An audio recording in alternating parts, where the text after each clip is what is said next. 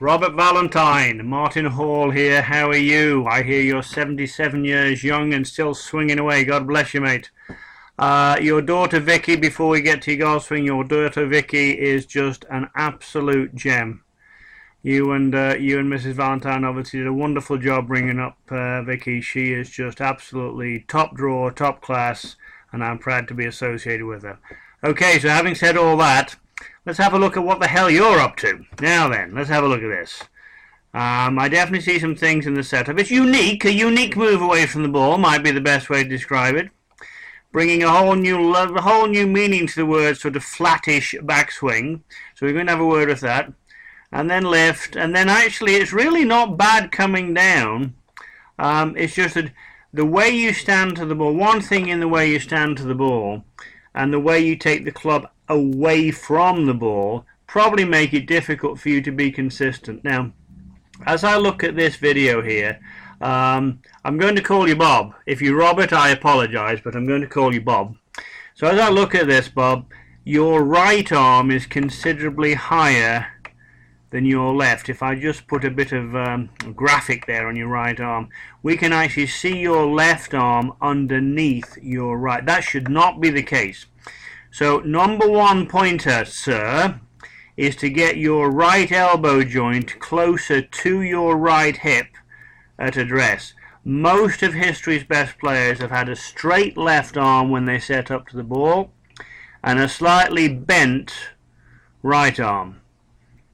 I think you've got a straight right arm and a slightly bent left arm, which usually gives people a weak grip, although I can't see it from this angle. So point number one, I want you to get your right elbow considerably closer to your right hip and your address.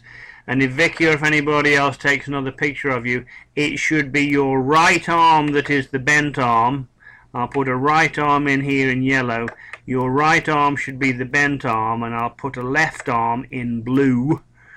The left arm should be the straight arm, the blue. And so from this side you would see that the left arm is higher, it's above the right. The blue must be higher than the yellow, let's put it that way. Now, your takeaway, you pick the club up actually as if you were going to attack something on the ground. It looks like there's a snake down there and you're determined you're going to chop his head off. You don't swing the club away from the ball. You pick it initially and then swing it very flat. Now, I think what would be a really good thing to do would be for you to go and practice swing, and practice next to a wall.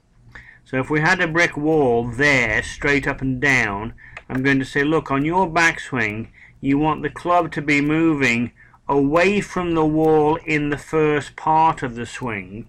But here would be the trick for you, Bob. It's away from the wall in the first part of the swing, but then it really never gets much further away from the wall. So that track I've drawn there would probably be a very good track for your club to move on. Now, we're going to see that your club does not track on that at all. You knock a hole in the wall, and then you're swinging actually as flat as I've seen in a long time.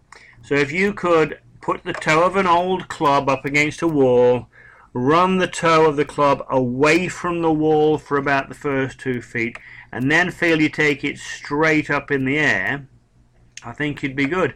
You really do, and I'm not just saying because you're Vicky's dad. You do a nice job coming down. The only suggestion I've got through the ball is that you try best as you can to keep your right shoulder a little bit lower for a bit longer. I haven't forgotten that you're not 21, but I would like to see as you swing through, I'd like to see your right shoulder working more under. You can see I'm drawing a line here. More underneath your chin, more like it was an underarm toss.